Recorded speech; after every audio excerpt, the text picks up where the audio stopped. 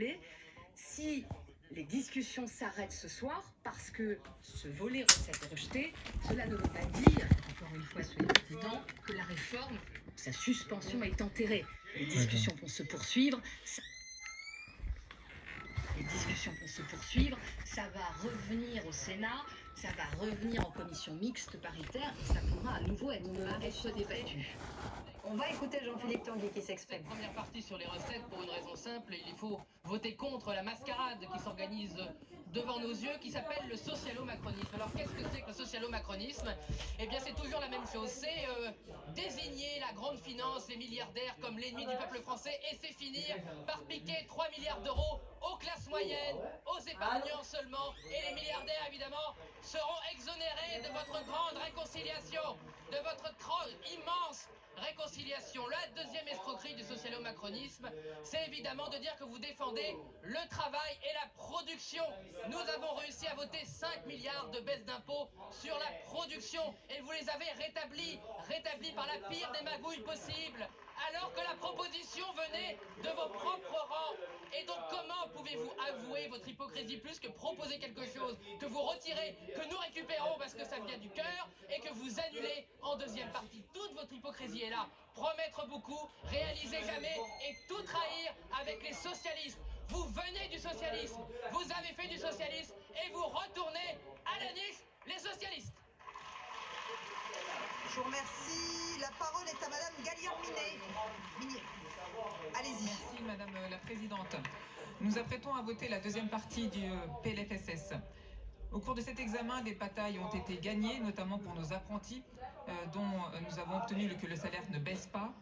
Cette partie recette n'est pas vraiment à la hauteur de nos attentes. Cette partie n'est évidemment pas parfaite. Je pense notamment à la hausse de la CSG patrimoine. Pour autant, nous faisons le choix de voter cette première partie avec responsabilité. Un vote pour que nous puissions examiner la partie de ce budget relative aux dépenses. Un vote pour que nous puissions avoir un débat sur la suspension de la réforme des retraites. Un vote pour que notre Assemblée soit en mesure de voter un budget indispensable pour notre pays, pour les Françaises et pour les Français. On vient donc d'entendre Ensemble pour la République, mais surtout Jean-Philippe Tanguy pour le Rassemblement national, Marie Chantré. Clairement, il a dénoncé ce qu'il appelle le socialo-macronisme. Oui, très en colère Jean-Philippe Tanguy qui a confirmé l'information que l'on vous donnait il y a quelques minutes, le fait que le RN voterait contre le volet recettes du budget de la sécurité sociale. Ce qui met très en colère le RN, c'est cette deuxième délibération, ce deuxième vote sur cet amendement sur la contribution sociale de solidarité des sociétés qui a été voté une première fois, supprimé 5 milliards d'euros, un peu plus de 5 milliards d'euros en moins dans les caisses de l'État, voté en partie avec des députés d'Ensemble pour la République, et halte au feu. Visiblement, on a considéré que dans les rangs, il y avait eu une erreur, il y a eu une demande de deuxième délibération, c'est technique, mais c'est possible, à la demande du gouvernement, et donc deuxième vote il y a seulement quelques instants, et finalement, ça ne sera pas supprimé. Et ça met très en colère le Rassemblement national, qui donc votera contre, affrontement, et qui vise évidemment le Parti socialiste, qui dans quelques instants par la voix de Jérôme Guedj va expliquer son vote. On va peut-être en savoir un tout petit peu plus sur ce que sera la position du PS. Abstention, et si c'est abstention, ça devient de plus en plus compliqué pour faire passer ce texte, ou vote pour. Et là, il va falloir effectivement le justifier et bien l'expliquer. On est sur un jeu parlementaire assez étonnant. On a le sentiment que le Rassemblement national avait les clés il y a quelques heures, une heure encore. Et là, on a le sentiment que c'est le Parti socialiste, alors qu'on attend Jérôme Guedj dans quelques minutes. Le Rassemblement national pousse le Parti socialiste, si vous voulez, à sortir du bois. Est-ce que vous êtes pour, ou est-ce que vous vous abstenez, ou est-ce que vous êtes contre, c'est-à-dire avec l'opposition pure et parfaite? Prenez clairement position. Exactement. Faites le jeu. D'ailleurs, quand vous voyez les accusations des uns et des autres, c'est très intéressant parce que c'est la même logique dans les trois blocs. Jean-Philippe Tanguy, donc la voix du Rassemblement national, parle de socialo-macronisme. La gauche dit qu'il y a une forme d'alliance macrono-lepéniste pour protéger les ultra-riches. Et puis vous avez le centre qui dit une alliance entre LFI, le PS et le Rassemblement national. Donc si vous voulez, les trois blocs quelqu'un comprend encore quelque chose, c'est du jeu parlementaire, non? Les trois blocs accusent, chacun des trois blocs accuse les deux autres d'être alliés contre le sien. Donc c'est à n'y rien comprendre. Sébastien Lecornu avait vanté c'est un peu l'heure de vérité finalement. Oui, avec aussi des sensibilités. Franchement, effectivement, c'est vrai que c'est d'une complexité extrêmement forte. Ah, Jérôme Guedj, le Parti socialiste. Avec l'ensemble des députés du groupe socialiste, nous avons abordé ces débats sur la sécurité sociale avec un seul objectif: être utile pour les Français. Et donc, au moment de voter cette partie relative aux recettes, nous regardons cliniquement, objectivement ce qu'il en est. Être utile pour le pouvoir d'achat, car oui, nous avons éliminé celle des mesures qui étaient problématiques, en refusant l'augmentation de la CSG sur les retraités et les chômeurs avec le gel qui était envisagé, en préservant les tickets restaurants et les chèques vacances qui devaient être pénalisés, en préservant le pouvoir d'achat des apprentis qui devait être mis en cause dans le texte initial, et en préservant également le pouvoir d'achat de ceux qui ont des mutuelles avec la taxe sur les OCAM. Être utile, c'est aussi être utile pour la justice fiscale. C'est la raison pour laquelle nous nous réjouissons d'avoir avancé en dégageant des ressources qui viennent prélever sur les revenus du capital. Est-ce que c'est suffisant? Certainement pas. Mais est-ce que nous admettons de revenir en arrière si nous ne permettons pas à ces mesures de pouvoir être confirmées dans la suite du débat parlementaire? Et surtout, être utile, c'est remplir pleinement notre rôle de parlementaire, ne pas être démissionnaire au nom de la démocratie. Nous avons abordé les recettes, mais quand on parle de la sécurité sociale, il faut pouvoir aborder l'enjeu de l'hôpital, l'enjeu des EHPAD, l'enjeu de la santé, renforcer l'ONDAM, préserver le pouvoir d'achat en refusant le gel des prestations sociales et le gel des pensions, refuser les franchises médicales. Nous devons pouvoir avoir ces débats. Et puis il y a évidemment un débat essentiel qui est devant nous. C'est celui qui doit avoir lieu mercredi sur la suspension de la réforme des retraites. C'est l'honneur de ce Parlement que d'avoir permis que ce débat puisse avoir lieu. Alors je vous le dis, mes chers collègues, au moment où l'extrême droite s'oppose farouchement à cette partie relative aux recettes, nous, à gauche, nous devons avoir chevillé au corps l'avenir de la sécurité sociale. Et je vous le dis, notre vote, il n'a qu'une seule motivation, ne pas faire obstacle à ces débats. Et comme en 2025, où toute la gauche avait voté... Merci, monsieur Guedj. Le micro coupé, puisque Jérôme Guedj a excédé ses 2 minutes de parole. On l'a compris, le Parti socialiste va voter pour. Oui, alors c'est pas dit aussi clairement que cela. Hein. Il le dit, nous devons être utiles aux Français. Notre vote a une motivation, c'est de ne pas faire obstacle à ces débats, parce qu'on le rappelle, si le texte est rejeté là, les débats s'arrêtent. Et il a pour objectif, Jérôme Guedj du Parti socialiste, le débat autour de la suspension des retraites qui intègre dans le volet dépenses de la sécurité sociale, examiné sans doute dès ce soir, hein, après le vote, si le vote a bien lieu et si le texte est adopté, ce volet-là est adopté, avec une suspension de la réforme des retraites qui sera examinée mercredi 12 novembre. On a senti une vraie... Comment dire et comment qualifier Jérôme Guedj, particulièrement enflammé. Mais effectivement, on comprend que le Parti socialiste, après s'être réuni, notamment après une courte suspension de séance, va voter pour le volet recettes de la sécurité sociale. C'est un peu une surprise, franchement, mais qui se détermine au vu de la position du RN et de son contre. Victor Hérault, est-ce que au fond le Parti socialiste sauve une nouvelle fois la mise pour Sébastien Lecornu? C'est ce qui va se passer dans quelques minutes. C'est ce que vont dire les adversaires, que ce soit le Rassemblement national et la France insoumise qui va s'en donner à cœur joie en disant effectivement le Parti socialiste est la béquille du gouvernement Sébastien Lecornu. C'est les éléments de langage qu'on entendra dans les prochaines minutes et heures. Si vous voulez, Jérôme Guedj rappelle les victoires du Parti socialiste, notamment fiscales, et dit il faut aller au bout, il ne faut pas faire obstacle aux discussions. C'est la seule motivation de notre groupe. On ne cautionne pas le volet recettes, simplement on veut passer à la discussion sur le volet dépenses. Pourquoi? Il faut comprendre la position du Parti socialiste, c'est-à-dire qu'une fois que vous avez mis le doigt dans l'engrenage et que vous avez accepté de jouer le jeu de la discussion parlementaire et donc le jeu présenté par Sébastien Lecornu, et que vous avez accepté cette discussion-là, vous ne pouvez plus revenir en arrière. C'est-à-dire que là, si le Parti socialiste décide de voter contre et qu'on ne débat pas de la question du budget, etc., des dépenses, les autres partis leur diront mais il fallait censurer le gouvernement. Là, le chat devient agaçant. De rentrer là-dedans. Donc là, le Parti socialiste ne peut plus faire machine arrière et doit en revanche justifier son action. Il faut que le pari soit gagnant. Parce que si le Parti socialiste vote pour et que ce n'est pas suffisant, ça pourrait être compliqué. Oui, après, il justifie de manière assez habile, je trouve, Jérôme Guedj, le fait que aujourd'hui, il soit...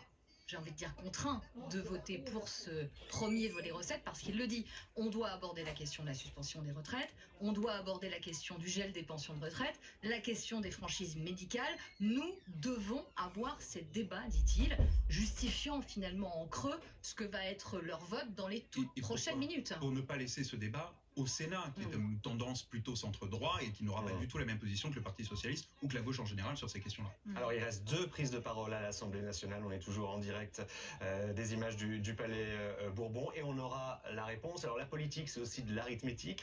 Victor, si le RN, on se résume, vote contre et le PS pour, est-ce que ça passe ou ça passe pas? C'est pas si simple parce que les blocs sont aussi divisés à l'intérieur de chaque groupe. 1, les blocs sont divisés. 2, tous les députés, ça c'est une question toute bête et méchante, mais tous les députés ne sont pas présents dans l'hémicycle. Il y a du monde, mais Voilà. c'est loin d'être clairsemé. C'est un peu clairsemé quand même. Donc, tout C'est dépend vrai, c'est des compliqué groupes. de faire des calculs précis là. Tout dépend du groupe où manque des voix. Alors, si vous prenez absolument tous les députés, si tous les députés de la France Insoumise sont présents, le Rassemblement National également et UDR également, et qu'ils votent tous contre, ce qui paraît pour le coup assez logique s'ils sont tous présents, ça fait 210 voix contre. Il faudrait donc 211 voix pour de l'autre côté. Maintenant qu'on a les socialistes, donc les socialistes, je rappelle qu'ils sont 69 ou 70, donc il faudrait rajouter à ça les voix d'ensemble. Horizon, c'est pas très clair. Est-ce qu'ils vont voter pour ou est-ce qu'ils vont s'abstenir?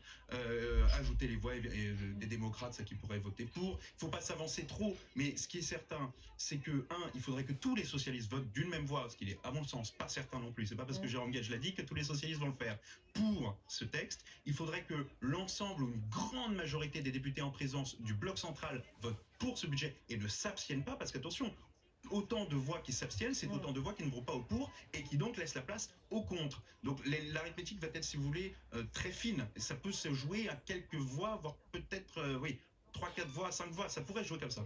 Alors, dernière intervention avant le vote. Marie Chantré, on rappelle que derrière ce vote, il y a quand même plusieurs enjeux. Il y a bien évidemment ce dont on a beaucoup parlé, ce volet recettes.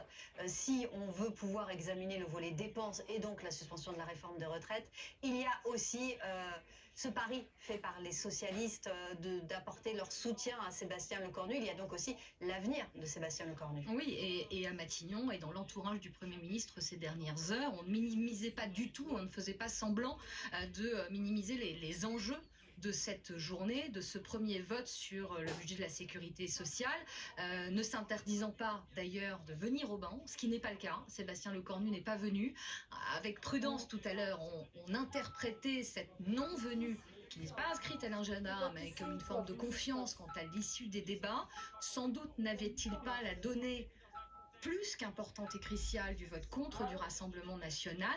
Mais pour Sébastien Lecornu, si aujourd'hui ce premier volet recette de la sécurité sociale est rejeté, politiquement, c'est un petit séisme quand même. C'est un message envoyé, une fragilité. Il faudra le lire avec beaucoup de prudence parce qu'encore une fois, le texte va au Sénat, l'histoire ne s'arrête pas non plus, mais politiquement, c'est une fragilité qui apparaît pour Sébastien Lecornu et sa stratégie finalement de toper, même si certains dans l'entourage du Premier ministre n'aiment pas cette expression, de deal, il le nie même avec le Parti socialiste, mais il est certain qu'ils ont décidé de faire affaire à un moment donné et de donner quelques garanties, considérant que c'était avec le Parti socialiste qu'un accord de non-censure était possible, vu sa situation politique plus qu'instable. Victor, est-ce que Sébastien Lecornu joue gros là cet après-midi sur ce vote? Il joue gros, mais j'aurais tendance à minimiser. Il y a aussi une part, si vous voulez, de jeu d'acteurs de part et d'autre du gouvernement et des députés, notamment socialistes.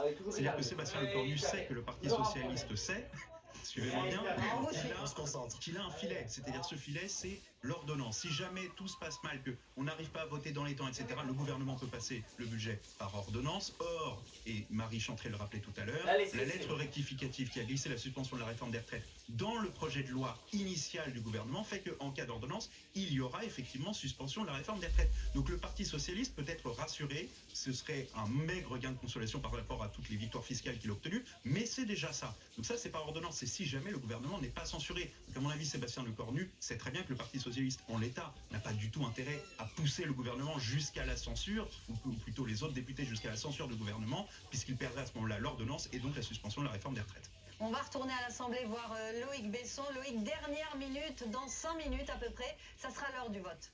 Oui, alors que c'est la députée Horizon qui est en train de parler, il y aura ensuite les communistes et puis Lyotte, mais évidemment on est en train de faire les comptes et tout ça s'annonce ultra serré, même si Jérôme Gage n'a pas eu le temps de finir sa déclaration et de dire formellement que les socialistes voteront pour cette partie du budget de la sécurité sociale, on comprend que oui, c'est bien le sens, mais malgré ça, les députés de droite qui s'abstiennent, les députés Horizon qui doivent s'abstenir aussi, ça risque d'être très serré. La France Insoumise, le RN qui vote carrément contre, les communistes, ils ne l'ont pas encore dit formellement, ça va être dans quelques instants, mais je peux vous le dire, eux vont s'abstenir. Malgré tout, ça va être très serré, et on le redit encore une fois, si ce texte est rejeté ce soir, terminé l'Assemblée nationale, on peut éteindre la lumière, les débats, ça ne se passera plus ici, ça se passera au Sénat, en tout cas dans un premier temps.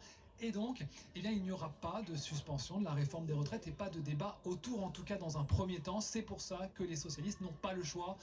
Ils ne peuvent pas ne faire que s'abstenir comme ils en auraient préféré au début, parce que voter pour un budget, c'est quand même connoté politiquement. S'ils veulent pouvoir débattre des avancées, des promesses, en tout cas des engagements pris par Sébastien Lecornu à leur rencontre, ils doivent faire en sorte que ce texte ne soit pas rejeté et donc voter pour. En tout cas, on continue d'écouter chaque prise de parole. À 3 minutes maintenant du vote, on va être fixé. Évidemment, l'enjeu est énorme. Si Loïc, effectivement, c'est plus qu'une question de minutes au Palais Bourbon.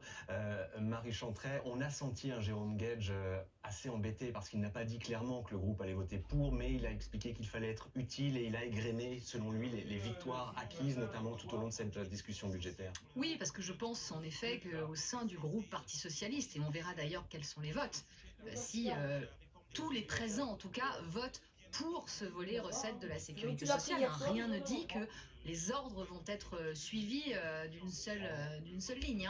Au Parti Socialiste, on a souvent l'habitude d'avoir des lignes un peu divergentes au sein même d'un même parti. Mais oui, ça coûte un peu, je pense, à certains socialistes de voter pour, l'abstention étant la meilleure des positions politiques possibles pour eux. Mais ils ont compris que si c'était l'abstention, eh bien ça ne passait pas, parce que le Rassemblement national a éclairci son jeu et a dit qu'il voterait contre aujourd'hui. Après, on a vu le Parti socialiste, après l'annonce et la proposition de suspendre la réforme des retraites, d'être dans le plus en les devant, considérant que ça ne leur suffisait pas. Il y a eu la réforme des retraites, vous vous souvenez, l'épisode de la taxe Zuckman. Très vite, on a compris qu'elle ne serait jamais adoptée, jamais votée. Il y a eu cette proposition intermédiaire de la taxe Zuckman allégée. Donc, on a un parti socialiste qui, et on le dit en off, même sur les plateaux, qui voulait faire mal finalement. Parce que pour eux, le compromis, ça devait passer par ça, c'est-à-dire des gages et des garanties données par le gouvernement. Donc, c'est vrai que je pense qu'au Parti socialiste, voter pour ce premier volet, parce qu'ils savent ce que ça implique, je pense que politiquement, ça doit coûter à certains. Ça doit coûter à certains parce que ce n'était pas forcément leur ligne initiale. Loin s'en faut. Dernier orateur avant le vote. Si on refait le compte, Victor Hérault, parce qu'on voudrait savoir déjà le résultat, les Républicains ont pour leur part annoncé s'abstenir. Les Républicains s'abstiennent, donc pour le coup, puisqu'on discutait... 50 députés, voilà. Donc ça s'affine un peu. Donc quand même. c'est 50 voix. Là, quand vous entendez abstention, il faut comprendre pas pour. Voilà. C'est comme ça qu'il faut l'entendre. Donc on le répète, si tous les LFI, tout le Rassemblement national et tous les UDR sont présents et votent contre, on a 210 députés qui votent contre. Il faut donc au moins 211 députés qui votent pour. On ne peut pas compter sur les voix des Républicains. Je vous prie de bien On va tout de suite recevoir votre gagner Victor. vos places. Le scrutin est ouvert. Le scrutin est clos. Voici le résultat du scrutin.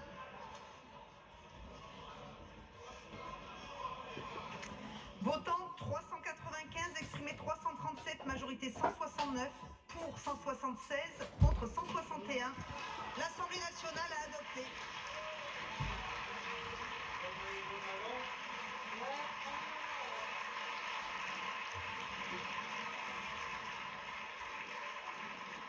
Marie Chantret, on a donc le résultat, le texte passe à 15 voix près. Absolument, 176 pour, 161 contre.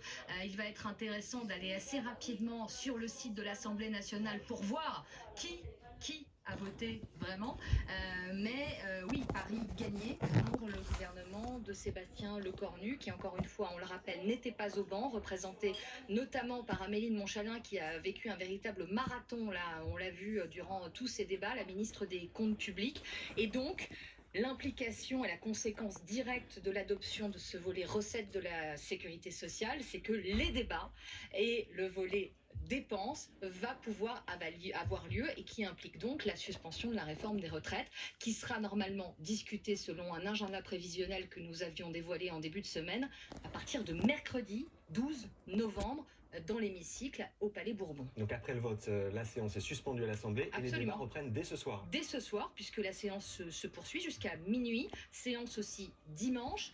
11 novembre oblige, il n'y aura pas de séance lundi et mardi et les débats reprennent donc mercredi 12 avec l'examen de la suspension de la réforme des retraites. Il y a aussi toute la question du gel des pensions, la question du gel des minima sociaux, la question des franchises médicales, des sujets très irritants qui vont donner lieu aussi à des débats acharnés. Et puis le vote solennel, mercredi soir 12, avant le retour des débats sur le budget de l'État. Marathon, c'est un petit mot. Alors bien évidemment, on attend les premières déclarations qui vont venir dans les minutes qui viennent. Une fois que les députés ont voté, Victor, ce qui nous intéresse dans ces 176 personnes, c'est de savoir qui a voté quoi. Qui a voté quoi, vous avez raison. Alors, à 15 voix près, si c'est passé, donc déjà c'est pas passé loin, Sébastien Lecornu a fait sur le fil, pari, une fois de plus, mais exactement sur le fil, comme beaucoup de votes en ce moment à l'Assemblée nationale. Si ça passe à 15 voix près, il y a fort à parier que les socialistes ont suivi, a priori, j'ai pas encore le détail du vote, donc je m'avance un petit peu là, mais les socialistes ont certainement suivi la consigne de Jérôme Guedj. Il est possible que les abstentions qu'on estimait fortes au sein du bloc central ont finalement été un petit peu plus faibles, et qu'il y a eu plus de votes pour pouvoir défendre et justement passer à la discussion sur les dépenses. L'argument, c'est d'ailleurs l'argument que vous allez entendre toute la soirée, qui est de dire, notamment du côté du Parti Socialiste, on n'a pas voté pour parce qu'on cautionne, on a voté pour parce qu'on voulait parler des dépenses et qu'on ne voulait pas expédier ça au Sénat, qui eux auront une vision du sujet des dépenses et notamment la suspension de la réforme des retraites totalement radicalement opposée à la nôtre. Donc le Parti Socialiste, là, en revanche, s'inscrit. C'est la tradition, si vous voulez, à l'Assemblée nationale. Là, tout est inédit. Toute la discussion, il faut que nos téléspectateurs comprennent bien, cette situation politique n'a jamais eu lieu en France. La possibilité d'un budget qui ne soit pas voté, ça n'a jamais eu lieu en France. Et, on va écouter Olivier Faure. On comprend, ça s'est joué à 15 voix près. Est-ce qu'il fallait que ça se poursuive à l'Assemblée et que ce texte n'aille pas au Sénat? Bon, nous ne parlons pas de victoire. Nous sommes beaucoup plus sobres. Nous avons simplement permis que le débat vienne sur l'essentiel. Vous l'avez compris, nous parlions simplement des recettes pour la sécurité sociale et nous allons passer maintenant à la partie dépenses. Dans cette partie-là qu'on retrouve tout ce que les Français ont en horreur, le gel des pensions, le gel des prestations, les franchises médicales pour ne prendre que les principales. Et donc nous voulions effectivement parvenir à ce que ce débat puisse avoir lieu avant qu'il n'aille au Sénat. Je remarque qu'il n'y a que 2 groupes qui ont voté contre, la France Insoumise et le RN, ce qui me désole, parce que ces 2 partis-là prétendent défendre les classes populaires. La réalité, c'est qu'aujourd'hui, ils ont fait le jeu du pire. Et le jeu du pire, c'est de ne pas permettre que demain, les Françaises et les Français puissent avoir la possibilité de partir en vacances de Noël en sachant que leur pouvoir d'achat sera préservé. Le pouvoir d'achat, c'est la revendication numéro 1 des Françaises et des Français. La mépriser, c'est les mépriser. Et donc, c'est la raison pour laquelle nous avons tout simplement fait notre devoir. Et nous avons montré qu'il y a une gauche qui est utile aux Françaises et aux Français et qui continuera à l'être.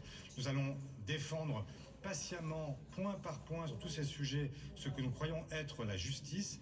Mais évidemment, nous ne parviendrons pas à un budget de gauche, tout le monde le sait, mais nous ne voulons pas que ce soit un budget de droite non plus, c'est un budget d'attente, parce que dans un moment où il n'y a de majorité ni pour les uns ni pour les autres, forcément, il fallait chercher des concessions, mais ne pas non plus faire croire que le tout ou rien est possible. Le tout ou rien, c'est surtout rien. Vous avez voté cette partie recette pour cette partie recette. Est-ce qu'on doit comprendre que c'est parce que vous avez obtenu des avancées ou est-ce que vous l'avez un peu voté en vous pinçant le nez? Nous avons obtenu un certain nombre d'avancées. Nous avons surtout épargné les Françaises et les Français d'un certain nombre d'efforts qui leur étaient demandés. Nous avons épargné les tickets restaurants, nous avons épargné les apprentis, nous avons épargné celles et ceux qui travaillent de l'augmentation de la CSG. Nous nous sommes battus pour celles et ceux pour lesquels nous nous sommes engagés. Est-ce que c'est suffisant? Certes non. C'est la raison pour laquelle nous voulons débattre aujourd'hui du gel des pensions sur lesquels nous entendons revenir.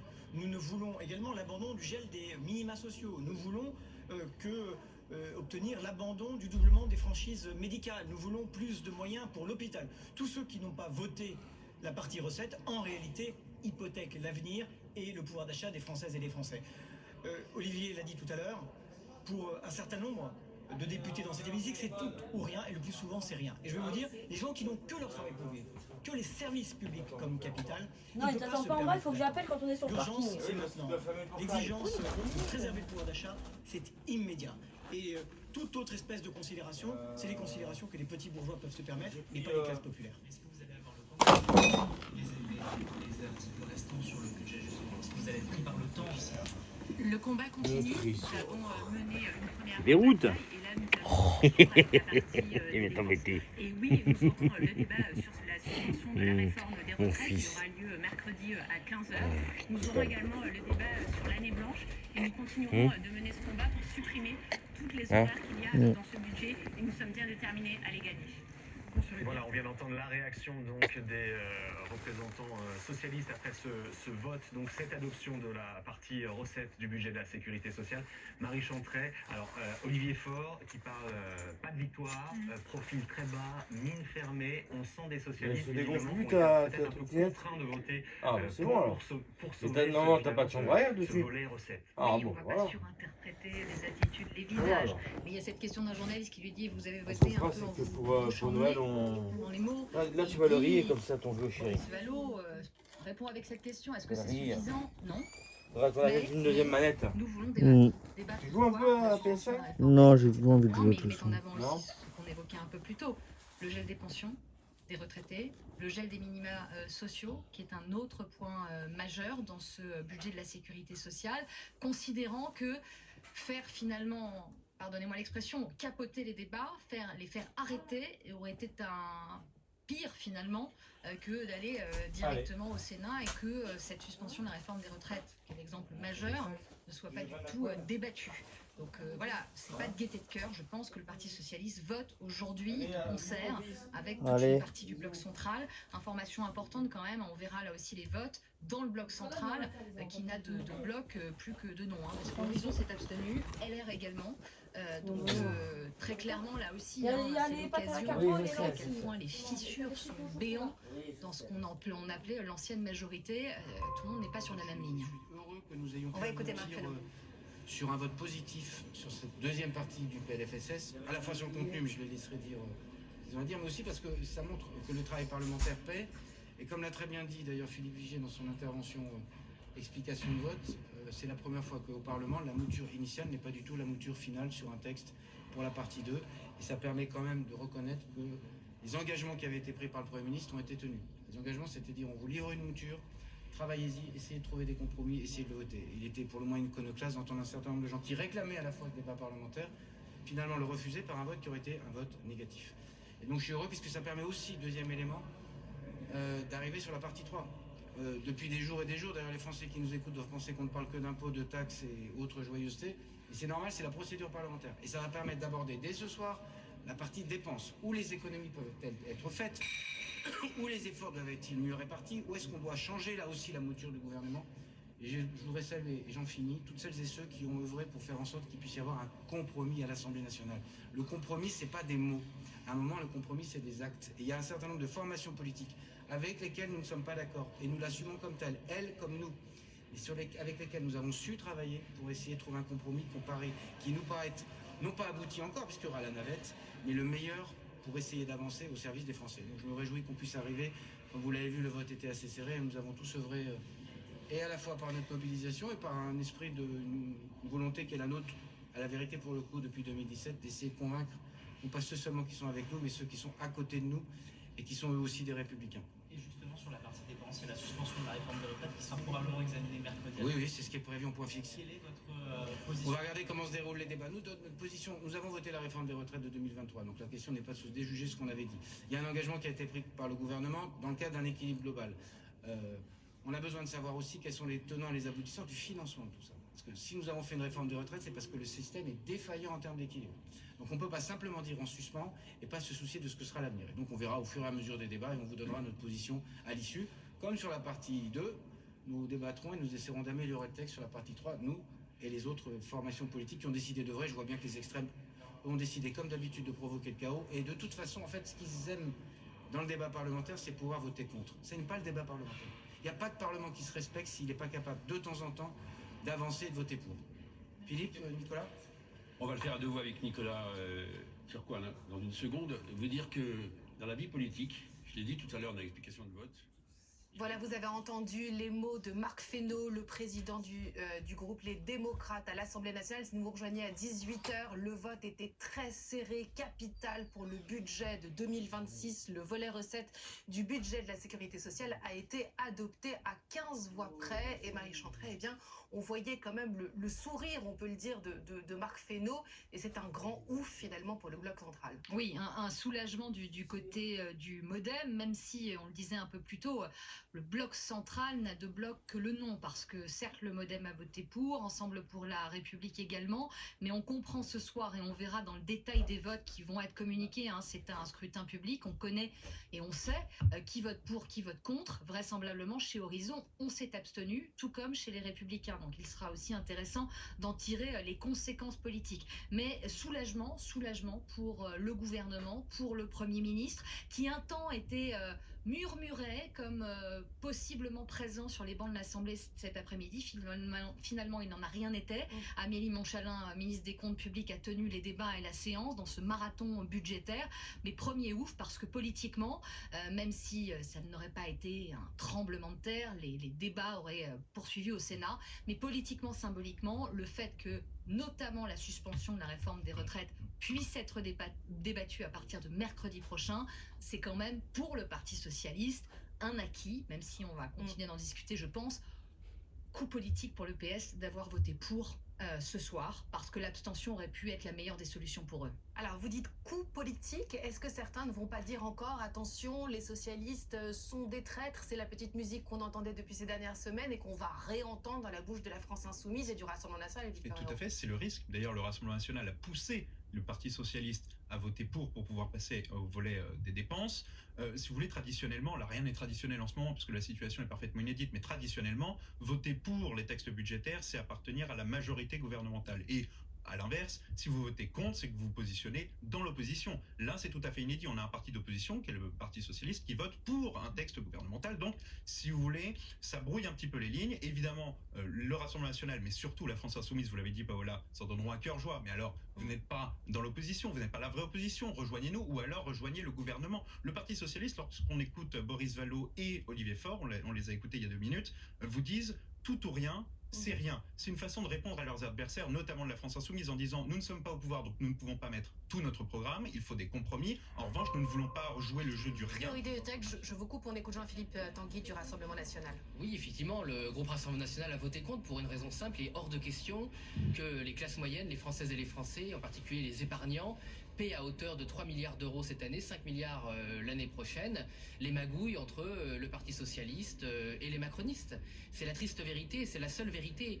Et il faut aussi voir qu'ils ont été incapables, et ils ont même refusé la baisse des impôts que nous avons voté, 5 milliards pour nos entreprises, permettant un choc de production, créer la richesse nécessaire au financement de notre modèle social. Donc on voit bien que le vote de ce soir n'a absolument rien à voir avec l'intérêt des Françaises et des Français. Il va même contre l'intérêt général, tout ça pour sauver le système, sauver leur siège et une fois plus éviter la dissolution et donc éviter d'aller rendre des comptes devant les Français et se présenter aux élections tout simplement. Il ne faut rien voir d'autre. Les belles paroles sur le débat qui doit vivre, le respect ou le compromis, bon tout ça n'a strictement aucun sens. Quand vous voyez que les Verts se sont abstenus comme les amis d'Édouard Philippe, et quelle est la cohérence politique de tout ce cinéma si ce n'est éviter la dissolution et donc les élections.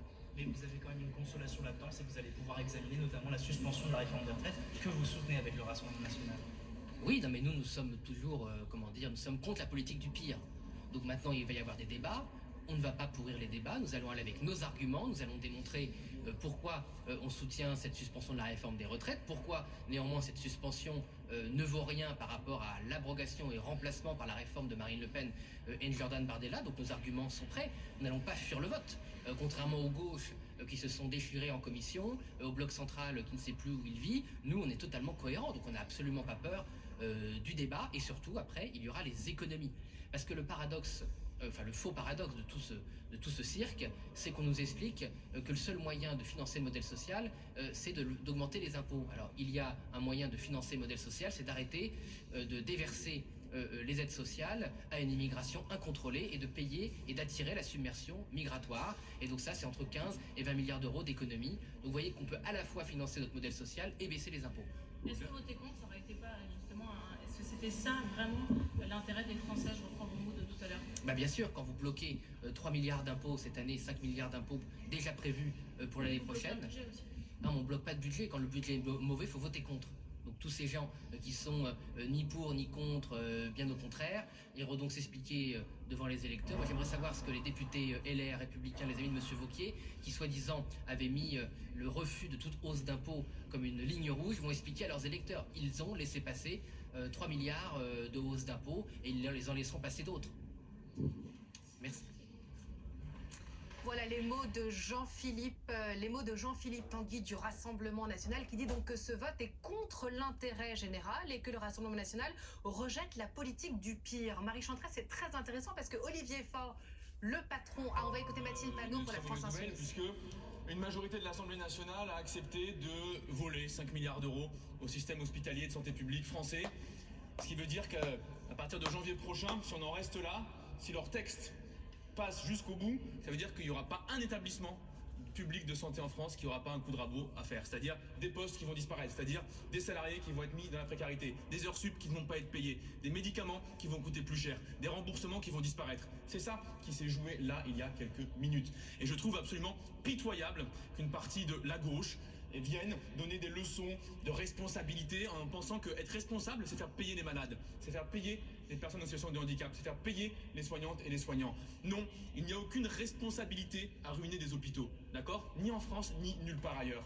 Donc la seule responsabilité qui a pu exister, c'est celle du groupe de la France Insoumise, de voter en bloc contre les recettes du projet de loi de financement de la sécurité sociale pour récupérer les 15 milliards d'euros qui vont manquer dans les caisses. Parce que s'il manque de l'argent dans les caisses, il n'y aura pas d'autre solution avec ce gouvernement-là que d'aller le récupérer sur le dos des gens.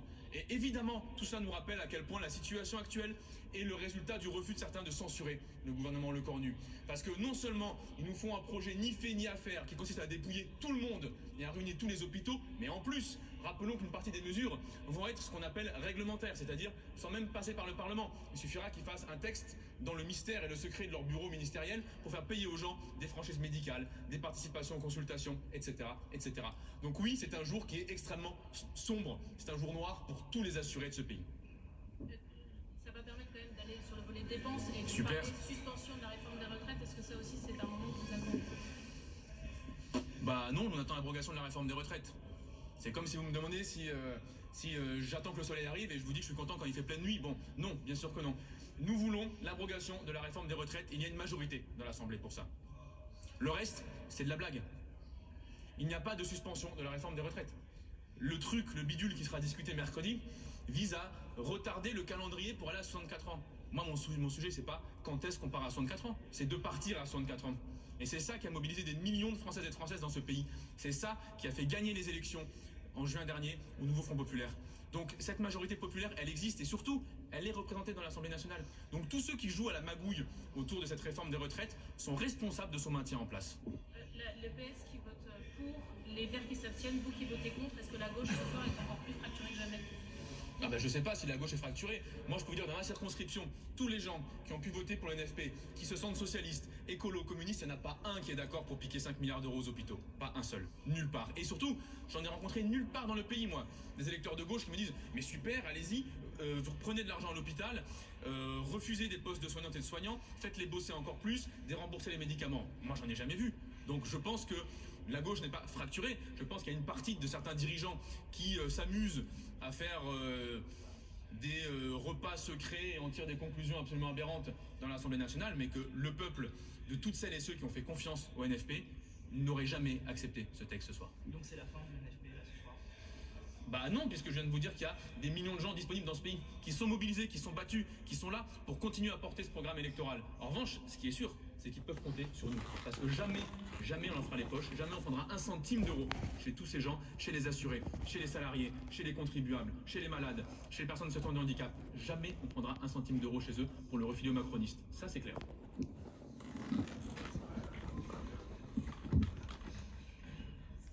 Les déclarations donc d'Adrien Clouet de la France Insoumise qui dénonce un jour sombre pour tous les assurés, un manque de responsabilité politique des autres pays. À l'instant, Jean-Luc Mélenchon fait cette déclaration.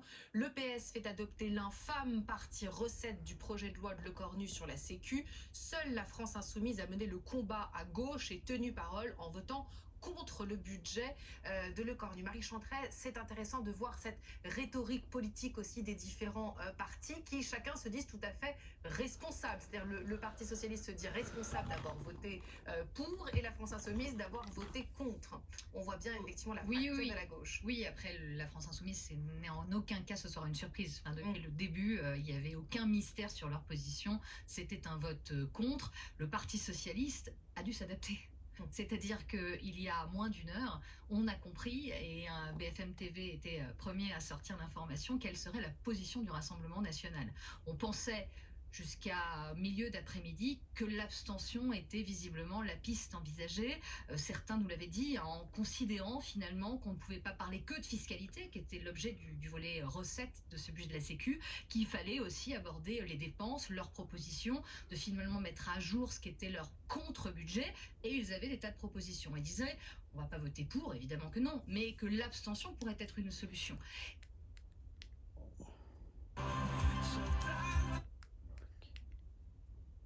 Un deuxième vote qui avait été rejeté un peu plus tôt dans la semaine, revoté par le souhait du gouvernement, pardonnez-moi, et ça a crispé les positions. Marine Le Pen était dans l'hémicycle, elle a réuni ses troupes et donc a été actée cette position de voter contre le budget, qui est une forme de cohérence aussi. On en parlait un peu plus tôt avec Victor Hérault, parti de Marine Le Pen, qui réclame à corps et à cri une dissolution, une rupture.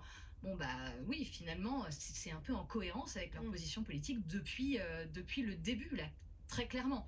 Après, pour le Parti Socialiste, on y reviendra sans doute, voter pour... parce qu'ils ont dû s'adapter. Bien sûr, mais on voit en plus la gêne. On a vu la gêne juste après le vote de plusieurs élus du PS qui justement, il va falloir assumer d'avoir voté pour. Alors Nesrine Slaoui, justement, est-ce que vous avez l'impression que le Parti Socialiste a acquis entre guillemets assez de victoires pour être assis dans son vote? Je crois qu'il s'est surtout enfoncé par ces formes de compromis, de compromission vues par la gauche en tout cas, parce qu'il semble en fait courir après la majorité et vouloir s'insérer dans ce bloc dit central pour essayer de grappiller en fait quelque chose de l'ordre de la temporalité sur la réforme des retraites. C'est ça qu'essaie de gagner le PS en réalité, c'est de dire on va la repousser au maximum, on va gagner ce qu'on peut parce que de toute façon on ne peut pas avoir l'abrogation. Et c'est leur position depuis longtemps, même on l'a vu quand on a débattu de la taxe Zuckman-Light, etc. C'est-à-dire qu'ils essayent de trouver un compromis entre des réformes sociales profondes, une fiscalité beaucoup plus importante pour les riches et en même temps ne pas censurer, ne pas dissoudre parce qu'ils seraient perdants en cas de dissolution. Faire mal en responsabilité. Exactement. Et on voit bien les limites ce soir parce que je pense qu'il va y avoir un sacré malaise là, au sein du PS pour affirmer cette position qui n'a pas de sens d'un point de vue du programme du parti. Exactement, justement sur le programme du Parti Socialiste, en quoi est-ce que les socialistes viennent de se renier, Victor Hérault? C'est-à-dire qu'est-ce qu'on peut leur dire? Oh là là, vous avez voté cette augmentation des taxes. Qu'est-ce qui était entre guillemets antisocialiste dans ce volet recettes? C'est pas une question d'antisocialisme, c'est une question de soutien ou non à un budget qui permet au gouvernement de ne pas tomber. C'est comme ça qu'il faut lire, si vous voulez, toute la séquence depuis le départ. D'ailleurs, quand vous discutez seul à seul entre quatre murs avec un député de n'importe quel parti, il vous dit, au fond, voilà, je vous le redis, c'est pas un événement, c'est pas une édition spéciale. Si ça serait une édition spéciale, ça serait marqué là, à côté le direct, édition spéciale. Là, le Rassemblement national a poussé le Parti socialiste en appelant à voter contre. Le Parti socialiste a voté pour. Sauf que, si vous voulez, là, et vous l'avez dit Paola tout à l'heure, il y a une formidable guerre des récits. C'est-à-dire que chacun a sa vision et aucun des récits n'est plus vrai ou plus faux qu'un autre. Ce sont vraiment des visions radicalement opposées. Il y a des partis comme celui de la France Insoumise qui vont dire l'opposition radicale pour pouvoir aller au plus vite à la dissolution et à la démission d'Emmanuel Macron pour pouvoir faire advenir le programme sur lequel on a été élu, le programme du nouveau Front populaire. Autrement dit, tout ou rien. Et l'élément de langage du Parti socialiste, c'est tout ou rien, c'est surtout rien. Et eux disent, on est plutôt dans la responsabilité, on n'est pas au gouvernement, on n'a pas de majorité, donc on va faire infuser, on va tenter de faire infuser par le débat parlementaire des petits pans du programme du nouveau Front populaire dans le prochain budget. parce que nous ne sommes pas au Pour que gouvernement. les Français aient un budget pour Noël. Exactement, qui est le même élément de langage, vous l'avez remarqué, que le bloc central. Le problème, c'est que les autres partis de gauche, notamment la France Insoumise, vont dire vous n'êtes pas au gouvernement, très bien, mais vous êtes le soutien, le pilier du gouvernement. Tant que vous ne votez pas la censure, tant que vous ne précipitez pas la chute du gouvernement, le gouvernement tient en place. Tout ça avec soupçon. Vous faites partie du socialo-macronisme. C'était les mots de Jean-Philippe Tanguy. Et effectivement, là, vous avez 3 blocs. Donc chacun accuse les 2 autres de faire alliance. Socialo-macronisme pour Jean-Philippe Tanguy, c'est-à-dire le Rassemblement national. Les socialistes, ou la gauche d'ailleurs en général, qui disent qu'il y a une alliance macrono-le péniste pour protéger les ultra-riches. Les macronistes ou le bloc central qui disent mais il y a une alliance de circonstances sur tel ou tel amendement entre la gauche et le Rassemblement national qui ne sont pas responsables. Donc si vous voulez, chaque bloc, chaque tiers de l'Assemblée accuse les 2 autres de faire alliance, ce qui rend la séquence, faut le dire, pour les Français, voire même pour les journalistes politiques que nous sommes, très difficilement lisible. Oui, un peu déstabilisé. C'est vrai que le jeu parlementaire est assez complexe et là, on a un parti l'impression d'opposition qui a voté pour un port du budget. Ça n'est jamais C'est arrivé. vraiment ça qu'il faut retenir quand même. C'est que le Parti socialiste, certes, discute en direct avec le Premier ministre, mais ne veut en aucun cas apparaître comme un soutien du gouvernement le cornu. Ils essayent à tous les moments de se départir de cette image-là. De rester un peu dans l'opposition. Voilà. Et leur position initiale, c'était l'abstention. Ni oui, ni non. Ni pour, ni contre. Là, ils ont été pris de court par le RN. Ils ont été pris de court par le RN, très clairement. Et ils ont dû se repositionner. Marie Chantrey. Je pense qu'en effet, même si le vote contre n'a pas été partagé par certains dans les rangs du RN, mais ils ne sont pas ce soir tous sur la même ligne. Après, on a une situation, une attitude politique au Rassemblement national qui consiste à dire la patronne décide, une décision est prise et les frondeurs, c'est le cas d'autres partis, mais c'est pas pour nous. Mais on comprend quand même ce soir, justement sur le site de l'Assemblée, s'il y a des députés ce n'est pas du encore en ligne, frondeurs. Paola, ce n'est pas encore en ligne sur le site de l'Assemblée, donc on ne sait pas encore exactement qui a voté quoi.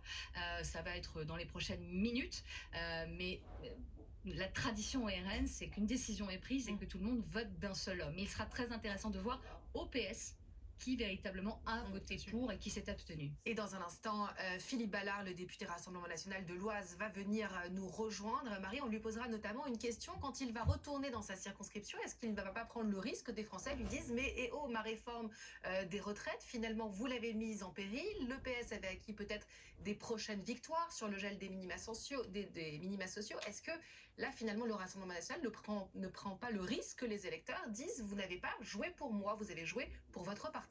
Oui, alors après, on verra ce que répondra Philippe Ballard. Après, le RN, en cohérence aussi, était très mal à l'aise avec des articles et des amendements qui ont été votés dans cette première partie du volet recettes de la sécurité sociale. Je pense notamment à un article un peu complexe, mais qui parle quand même à des millions de Français, de cette hausse de la CSG sur les revenus du capital. Ça a été voté cette semaine, ce qui implique quoi? Eh bien que des millions de petits épargnants, parce qu'on a beaucoup parlé de la taxation des plus hauts profits, des plus hauts patrimoines, des plus riches, eh bien vous avez un contrat d'assurance vie, on est des millions de Français à en avoir une, vous avez un PEL, eh bien vous allez être taxé davantage. Et ça a été un gros irritant du côté des rangs du Rassemblement national. Donc l'argumentaire politique, il est là aussi. Oui, ils vont revenir en circonscription, mais sur la réforme des retraites, ils considèrent que c'est pas vraiment une suspension. On joue sur les mots et que eux, parce que c'est bien leur objectif, au pouvoir en 2027, iront beaucoup plus loin. Donc je pense qu'ils peuvent s'en sortir comme ça aux yeux de leurs électeurs. En tout cas, ils font preuve de cohérence, si je puis dire, autant la France Insoumise que le Rassemblement national. Au moins, ils suivent leur ligne, Victor Hérault. Ils suivent leur ligne. En tous les cas, c'est plus clair à expliquer, si vous voulez, lorsque vous retournez en circonscription, c'est plus clair d'expliquer à vos électeurs pourquoi vous avez voté contre et pourquoi vous avez voté pour. Encore une fois, lorsque vous faites partie d'un parti d'opposition, je précise qu'effectivement, les résultats du vote, le détail des votes est tombé. Et alors, il y a quelque chose qui me surprend, c'est qu'il y a 3 députés de la France Insoumise qui ont voté pour. Ça, c'est peut-être un retournement dans le retournement. Alors, dites-nous les noms, parce qu'on va essayer de les appeler à l'antenne. De mémoire, je vais les retrouver, mais Sophia Chikirou, Ségolène Amiot et Jean-Hugues Ratenon. Ce sont 3 députés de la France Insoumise qui ont voté pour le budget. Pour les autres partis, pas de grande surprise. Les députés d'Ensemble pour la République ont tous voté pour. Les députés du Rassemblement national ont tous voté contre. Je fais défiler. Les socialistes ont voté pour et donc ont suivi la demande de Jérôme Guel. Deux abstentions seulement. Deux abstentions, tout le reste a voté pour. Droite républicaine, ils se sont tous abstenus.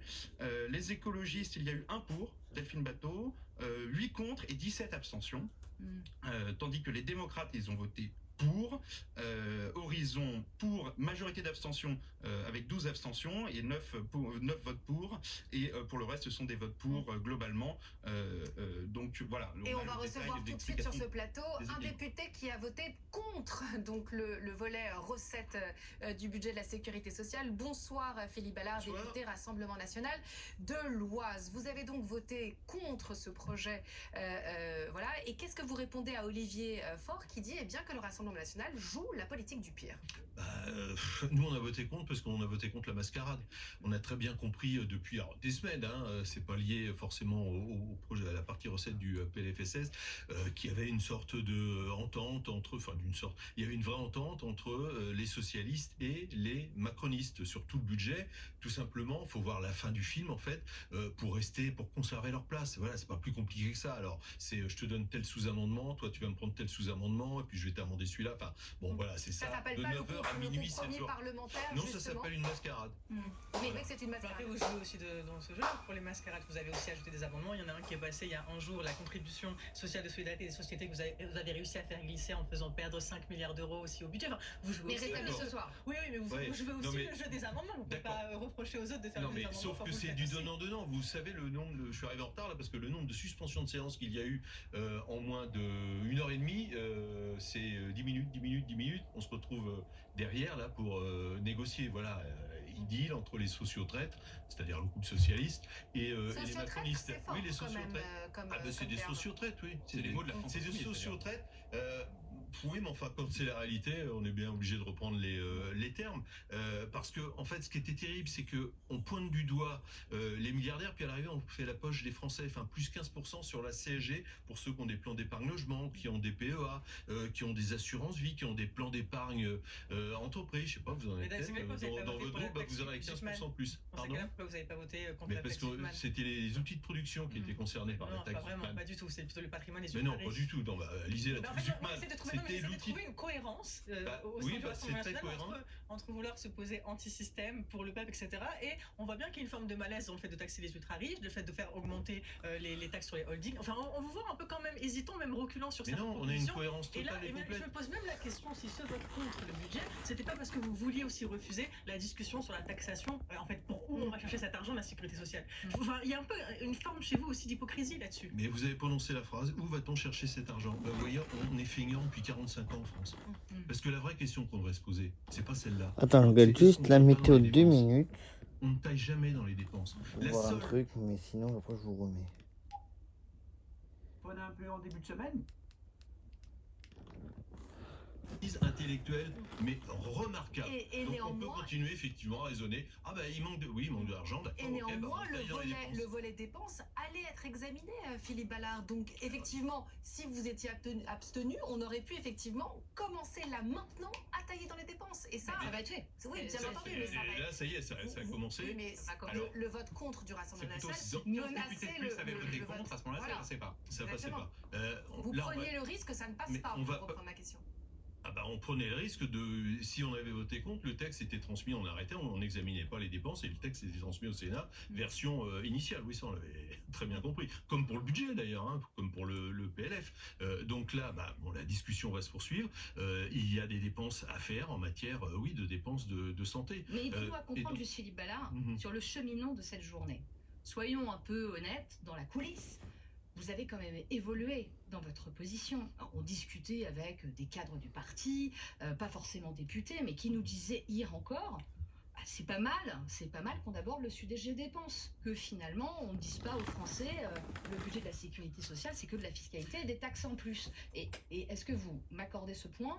vous n'étiez pas tous d'accord sur cette position actée de voter contre ce soir. C'est toujours bien de discuter des dépenses. Ce qu'il y a, c'est que ça se fait dans quel cadre? Enfin, voilà, encore une fois, quand il y a des magouilles perpétuelles entre deux groupes. D'ailleurs, il a remarqué ce soir qu'on s'y attendait pas, les écologistes se sont abstenus. Absolument. Et ça aurait pu... et ce sont en fait les communistes, c'est quand même remarquable, les communistes qui sont venus au secours des macronistes. Bah, quand vous allez analyser ça dans les heures qui viennent, bon courage hein, quand même. Et Horizon s'est abstenu, donc il faut s'y retrouver. Je me permets juste une précision, pardonnez-moi, sur le vote de la France Insoumise. Ils ont tous voté contre ce budget. Visiblement, il y a une erreur informatique. Je rectifie donc, tous les députés de la France Insoumise ont voté contre le budget volet recettes de la sécurité sociale, précision qui a son importance. Alors, on va aller retrouver à l'Assemblée nationale Loïc Besson, journaliste politique qui nous attend. Loïc Besson, visiblement, ce sont les socialistes qui sont venus au secours du gouvernement. Oui, de fait, c'est eux qui ont permis à ce texte de ne pas être rejeté. 15 voix de différence seulement. D'ailleurs, c'est pour ça que les socialistes, jusqu'au bout, bien sûr, ils auraient préféré s'abstenir. C'est pour ça qu'ils ont demandé notamment cette suspension de séance dès lors qu'ils ont compris que le RN avait tranché et s'apprêtait à voter contre parce qu'ils n'avaient plus le choix s'ils voulaient empêcher ce texte d'être rejeté. Suspension de séance, ils se sont mis d'accord. Alors oui, ils ont dû voter pour, évidemment. Ils ne le font pas de gaieté de cœur, mais comme ils l'ont expliqué, c'est pour permettre de débattre des autres sujets qui concernent les Français et ce sur quoi le Premier ministre leur a surtout donné des gages, en tout cas s'est engagé à revenir sur certains sujets, en tout cas à les mettre dans le débat. Alors oui, aujourd'hui ils sont accusés par les Insoumis, mais aussi par le RN d'être la béquille du gouvernement, comme c'est l'expression à la mode depuis 2022 maintenant. Ce qu'on nous dit quand même dans les rangs socialistes, qu'on nous fait remarquer, c'est qu'il y a un an, quasiment jour pour jour, pour le même vote sur le même texte de l'an dernier, eh bien l'intégralité des députés La France Insoumise avait voté pour cette première partie. Et c'est en effet véridique, j'ai évidemment vérifié, avec le même argument que les socialistes aujourd'hui, à savoir qu'ils voulaient pouvoir débattre des dépenses. Voilà pourquoi Olivier Faure a quand même des mots forts contre la France Insoumise et le Rassemblement National qui renvoient dos à dos. Ils ont fait le choix du pire. Ils les accusent aussi d'avoir des préoccupations, je cite, de petits bourgeois plutôt que de s'intéresser aux classes moyennes et aux classes populaires. Merci Loïc Besson en direct de l'Assemblée nationale. À l'instant, Marie Chantret, une réaction du Premier ministre Sébastien Lecornu. Absolument, sur son réseau social X, le Premier ministre qui écrit que le gouvernement prend acte que les recettes de la sécurité sociale ont été votées cet après-midi par l'Assemblée sans l'usage du 49.3. Une nouvelle fois, il s'en vante. Ce vote est une étape, écrit-il encore. Les discussions parlementaires continuent. Plus que jamais, le gouvernement se tient à la disposition des députés et sénateurs pour la suite des débats. Sébastien Lecornu, qui un temps dans l'après-midi, on l'annonçait peut-être venir au banc. Est-ce que vous avez aussi entendu ça, Philippe Ballard? Non, on n'a pas eu cette... Mais nous, on n'est pas, si vous voulez, on n'est pas dans les confidences. Il faut demander ça. J'aurais été député socialiste, j'aurais pu vous répondre. Mais je ne suis pas député socialiste. Il y a le 49.3, puis il y a le 12-14 aussi à Matignon, entre les socialistes. Vous faites référence à ce déjeuner qui a eu lieu vendredi dernier, effectivement. Mais c'est très intéressant la déclaration de Sébastien Lecornu parce qu'il rappelle effectivement qu'il s'est engagé à ne pas utiliser l'article 49.3 et il avait parlé à l'époque, quand il était venu dans l'hémicycle, justement d'une révolution tranquille, d'un nouveau compromis, d'un jeu parlementaire. Est-ce que vous n'avez pas l'impression de louper complètement ce jeu parlementaire, de ne pas essayer cette nouvelle assemblée finalement, ce nouveau jeu politique? Alors quand on voit le jeu des alliances qui se noue en ce moment, encore une fois, ça ressemble à une mascarade. Et qu'est-ce qu'on paye? Il faut quand même avoir présent à l'esprit qu'on paye quoi là? On paye l'entre-deux tours des législatives. Quand il y a eu ce qu'on appelle le Front républicain, voilà, quand les mélenchonistes ont dit nous on retire notre candidat, on appelle à voter pour les macronistes. Et puis les macronistes ont fait la même chose quand ils étaient troisième. Je retire mon candidat et j'appelle à voter pour les mélenchonistes et la gauche. Mais Philippe, c'est pas parce qu'il y a des consignes de vote, c'est pas parce qu'il y a des consignes de vote finalement que les Français n'ont pas voté en pleine conscience, si je puis dire. Je remets pas ça en cause, mais je veux dire, on a une assemblée. Etc., oui, mais enfin, on voit le résultat. Dès le 7 juillet à 20h01, si vous voulez, il commençait à s'emplafonner. Donc ça donne le résultat actuel. Donc parler de compromis dans cette ambiance, ça ressemble plus à de la mascarade. Et c'est vrai qu'une triangulaire, c'est pas exactement la même chose qu'un vote avec deux seuls candidats. Donc lorsqu'un des trois candidats se retire au profit d'un autre, ça change. Effectivement, c'est non pas une consigne de vote vis-à-vis des électeurs, mais ça change la configuration du tour et donc évidemment son issue.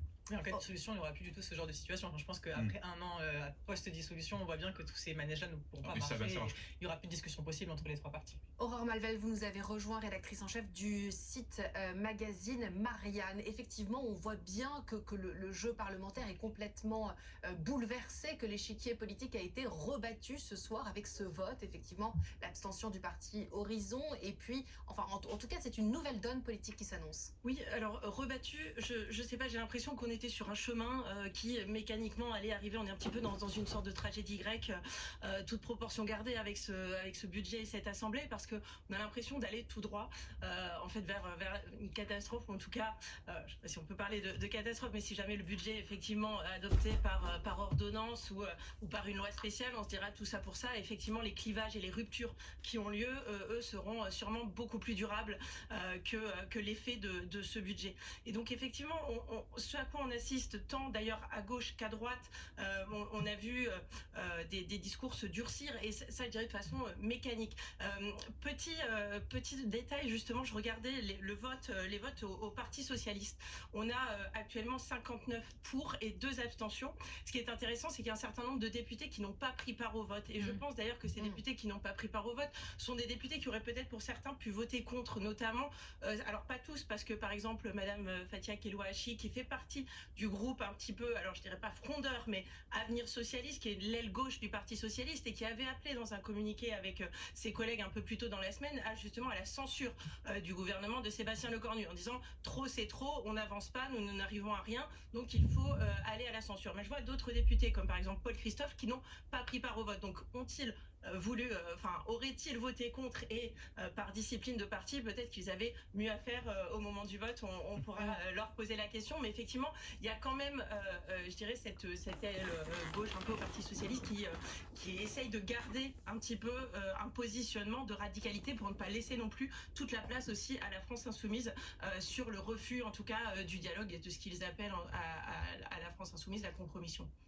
Nous a rejoint Bruno Grandjean. Bonsoir monsieur. Vous êtes l'un des 500 patrons qui dénoncent la folie fiscale. Une tribune dans l'Express. Trop c'est trop.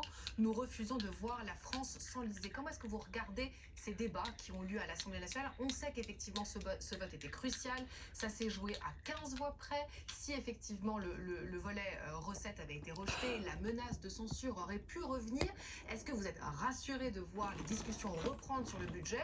Ou en tant que chef d'entreprise, est-ce que vous dites, oulala, c'est encore trop d'instabilité politique, il aurait fallu que le gouvernement tombe pour un choc de clarification, si je puis dire? Écoutez, on est assez effaré de la situation, parce que prendre des mesures qui se font à coups de milliards, qui se font sans étude d'impact, sans véritable doctrine, sans avoir une vision, qui sont le fruit d'arrangements de circonstances, ça nous semble absolument pas être à la hauteur des enjeux pour le pays, qui vit dans une situation très difficile, avec un déni sur les retraites, avec des difficultés, des déficits multiples, déficit du budget, déficit commercial, des très grandes difficultés pour notre pays, et on voit des petits arrangements qui se font la plupart du temps d'ailleurs sur le dos des entreprises. Les entreprises ne votent pas, c'est bien commode, et donc il y a là une situation qui nécessite une réaction, d'où cette prise de parole de beaucoup de chefs d'entreprise qui se sentent obligés d'intervenir dans le débat public, et qui d'ailleurs savent que leur voix porte.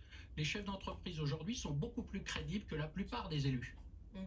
Ils ont une crédibilité auprès des Français. Quand Florent Menegaux dit « produire en France, ça devient très compliqué, mes coûts sont 2 fois ceux des pays asiatiques », il est entendu des Français. Et donc c'est ce message que l'on se désole de ne pas voir à l'Assemblée repris, ce message de raison qui devrait prévaloir. Philippe Allard, je vous vois hocher de la tête au mot de Bruno Grandjean, et pourtant il vient d'évoquer la réforme des retraites. Et dites-nous dans les commentaires ce que vous en pensez de tout ça. Justement veut revenir sur cette et abonnez-vous. réforme. Que lui répondez-vous, Eh bien justement, c'est irresponsable. S'engager en politique, c'est, me semble-t-il, faire preuve de courage, de vision. Et là, on est dans le populisme le plus terrible. Évidemment, dire aux Français qu'ils peuvent partir à 60 ans, dire aux Français qu'ils peuvent être augmentés, ça c'est facile. Mais ça ne mène nulle part, et on est au bout du système. Il faut sortir de ce populisme. Aujourd'hui, regarder les choses en face et faire preuve de courage. Ce n'est pas le cas de la classe politique dans sa très grande majorité, même dans sa totalité aujourd'hui. Philippe Ballard, Pour répondre sur la retraite, mais quand vous disiez, je hochais effectivement la tête quand vous disiez ça coûte plus cher de produire en France, bah oui, qu'en Asie, mais pas forcément qu'en Asie, aux États-Unis où on va être obligé d'investir ces 650 milliards, c'est bravo, oui, mais pourquoi ça Madame coûte plus cher ? Vernet-Layet. Parce qu'on ne s'occupe pas du sujet des retraites. Et là, bien entendu, vous pouvez pas dire ça. Mais bien entendu. Non, mais bien entendu. Enfin, écoutez, l'insuffisance je respecte du profondément le monde de l'entreprise, mais ça vous pouvez pas le dire. Pourquoi si, on je nous peux a le dire, monsieur. Je suis exportateur.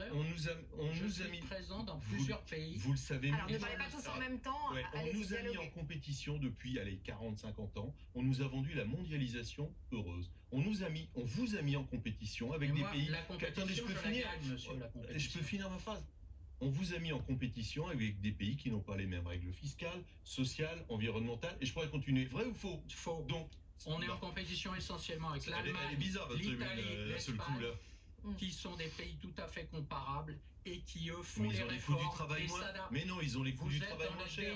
Est-ce que le SMIC espagnol est équivalent du SMIC français ? Dans le déni. Mais non, là, moi je suis très étonné des réponses que vous faites. Parce que refuser de nous dire que la mondialisation heureuse était... Monsieur Grandjean, laissez-le répondre, s'il vous plaît. Non mais, pardon, il n'y a pas que les retraites. Enfin, je veux dire, vous entendre parler en disant on a du mal, nous, à produire en France, on va produire, c'est vous qui l'avez dit, on va produire en Asie, ce qui est totalement vrai, vous avez entièrement raison. Et on va être en compétition avec les États-Unis parce qu'ils ont un coût de l'énergie qui est 3-4 fois moins cher. Et toutes les taxes dont vous parlez, attendez, pardon, mais nous, on en a voté très très peu à l'Assemblée nationale. Ce sont les macronistes, par exemple la taxe sur les GAFAM, qui est passée de 3 à 6%, c'est un amendement du gouvernement, hein. Alors on l'a voté parce que ça allait dans le bon sens. Mais les rachats d'actions, oui, ça on a voté, parce que c'est purement spéculatif, ça n'amène rien à l'économie réelle que vous dites défendre. Et puis, alors ce qu'on a appelé la taxe sur les multinationales, c'est pas ça. On a donné des outils à Bercy pour faire en sorte que les multinationales ne puissent pas faire d'optimisation fiscale. Alors la réponse, est-ce que vous avez l'impression ? Lui, il paye plein pot. Par contre, les multinationales rapatrient leurs bénéfices dans Delaware ou même en Irlande, aux Pays-Bas ou à Chypre. C'est une facilité de rejeter la responsabilité sur l'étranger, sur les autres. C'est une facilité de ne pas avoir le courage de dire aux Français que l'on ne peut pas dans une économie ouverte. Et la zone euro est une économie totalement ouverte. Un peu trop. On ne peut pas... Ah bah alors, je sais pas, je vous ai dit... le Mercosur, là. L'euro, on sait plus non mais le Mercosur, c'est une bonne chose ou une mauvaise chose ? Moi je suis pour, je vais vous dire. Je fais du Made in France, j'exporte et je gagne des parts de marché. Malgré les boulets qu'on nous attache aux pieds. Et je dis que vous êtes dans une posture qui est de populiste, qui n'a pas le courage de dire aux Français que si nos coûts sont élevés, c'est en grande partie parce que nous ne faisons pas cette réforme des retraites. C'est le gros du problème. Mais moi j'ai une question pour vous. Qu'est-ce que vous faites des seniors qui ne sont justement pas en emploi et pas en retraite ? Parce qu'aujourd'hui c'est ça le problème aussi sur le travail des Français, qui touche encore plus les femmes. C'est à peu près la moitié de ceux qui liquident leur droit à la retraite ne travaillent plus et donc ils sont à la charge de Pôle emploi, des services sociaux. Il y a un effet d'horizon. À chaque fois qu'on a repoussé la retraite, on s'est rendu compte qu'on conservait nos seniors plus longtemps dans les entreprises. Et je vais vous dire, dans l'industrie, nos seniors, c'est notre trésor. Nous souhaitons les garder le plus longtemps possible. Ils ont des savoir-faire, ils ont des compétences. Venez nous visiter dans des entreprises industrielles. Celles qui survivent, je peux vous dire, sont des entreprises performantes. Avec les boulets qu'elles ont au pied, elles ont été sélectionnées, c'est une sélection darwinienne. Et donc nous conservons les seniors. Les seniors, c'est un trésor pour beaucoup d'entreprises. Et il est faux de dire que l'emploi des seniors, il a beaucoup progressé grâce aux effets d'horizon, cela s'appelle. Et donc il n'y a pas de problème à repousser l'âge de la retraite. On le fait en Allemagne, on le fait en Italie, on le fait en Espagne. Et la France serait une île isolée du monde entier, ayant sa propre logique, différente des autres, vertueuse, sachant tout mieux que les autres. Mais il y a une personne sur deux, pardon, qui liquide ses droits à la retraite, comme on dit, qui n'est plus en emploi. Non. Le chiffre. Écoutez, vous avez dit journaliste de BFM, moi je vous engage à faire du fact-checking, comme on dit, et la réponse on va très vite l'avoir. Bruno Grandjean, en tout cas dans cette tribune, vous dénoncez un débat budgétaire dévoyé, une spirale fiscale dangereuse, et vous dites surtout, eh bien, on s'attaque aux forces vives qui la financent. Est-ce que vous avez l'impression que dans ce premier examen du projet de loi pour les recettes, on s'en est pris beaucoup à la poche des patrons, si je puis dire? Bien sûr. Il y a d'ailleurs une démarche qui s'étale dans le temps. On a eu la première séquence, les aides aux entreprises, relayées complaisamment sur énormément de médias du service public. On a eu ensuite l'épisode Zuckman, qu'on a vu partout en long, en large et en travers. On a désormais le bouc émissaire chef d'entreprise, l'ultra riche, dont la définition varie d'ailleurs à chaque fois qu'on en parle. On parle de milliardaire, ensuite c'est 100 millions, ça continue à 10 millions et ça va finir à 2 ou 3, peut-être même bien en dessous. Donc c'est une séquence globale de stigmatisation des chefs d'entreprise, de recherche de bouc émissaire qui est assez classique des périodes populistes, des périodes de perte de repères. On avait les 200 familles dans les années 30, maintenant ce sont les 2000 ultra riches, et puis in fine ce sont les chefs d'entreprise, et ça c'est quelque chose de délétère parce que finalement pour faire durer encore un peu ce qui dysfonctionne, on va mettre par terre ce qui fonctionne toujours dans notre pays, c'est-à-dire notamment le monde de l'entreprise. Merci à Bruno Grandjean d'avoir été sur le plateau de BFM. Philippe Ballard, vous allez peut-être retourner dans votre circonscription ce week-end. Et qu'est-ce que vous allez dire aux Français qui vont venir vous voir en disant moi je voulais bien la suspension de la réforme de retraite, Philippe Ballard, et le Parti Socialiste avait obtenu certaines victoires. Pourquoi est-ce que vous avez voté contre finalement? Alors déjà, on n'est pas de retour dans la circonscription, parce qu'on siège 7 jours sur 7, de 9h à minuit tous les jours. Donc si, on va y aller lundi, votre mardi. Voilà, alors on va aller le 11 novembre, donc oui, dépôt de gerbes devant les monuments morts, on va rencontrer la population, mais tout ça c'est on n'a pas bien compris si c'est une suspension, un report, selon qu'on écoute le président de la République, le Premier ministre, enfin bon, je sais pas ce que ils ont. Le PS s'est vendu pour un plat de lentilles, donc on va voir comment tout ça aboutit. Et puis attendez, la fin du film on le connaît aussi, c'est ordonnance. Voilà, parce que là, quand je suis parti, il restait 800 amendements examinés sur. Vous y retournez ce soir? Et après, bah oui, on va être obligé. Enfin, je vais faire des médias là pour tout vous dire. On y retournera après. Et après, il y a la partie dépenses. Mais du projet de loi ne faites pas le film avant la séance. Non, mais je veux dire, ça va être ordonnance. On peut pas s'en sortir autrement. Donc voilà, c'est le budget initial de M. Bayrou, c'est 20 milliards d'impôts supplémentaires et 28 milliards de dépenses supplémentaires. Superbe. On va faire un point ce soir. Merci de nous avoir suivis. On va faire un point ce soir sur la menace terroriste. Où en est-on quelques jours avant les 10 ans du 13 novembre? On l'a appris en début d'après-midi. Bon ben voilà, vous avez tout suivi. Je vous ai... Bon, même si la vidéo dure un peu longtemps, c'était pas plus mal en fait. C'était pour voilà. Et désolé pour ça faisait un moment que j'avais pas fait de vidéo. Je suis désolé, j'ai eu un petit problème de téléphone.